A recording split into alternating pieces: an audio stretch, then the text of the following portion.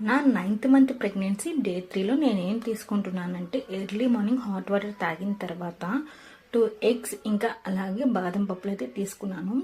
Next breakfast వచ్చేసరికి idli with నెయ్యి కారప్పొడి తీసుకున్నాను. చాలా బాగుంటుందండి కారప్పొడి ఇడ్లీ కదా.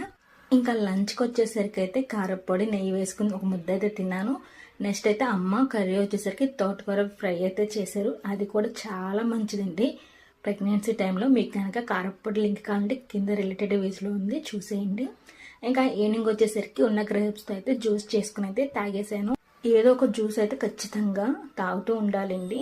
ఇంకా నైట్కి కూడా సేమ్ యాజ్ రొటీన్గా ఆఫ్టర్నూన్ తిన్నట్టు తినేసాను. మీరు ఖచ్చితంగా హెల్తీ ఫుడ్స్ అయితే తినాలండి ప్రెగ్నెన్సీ టైంలో.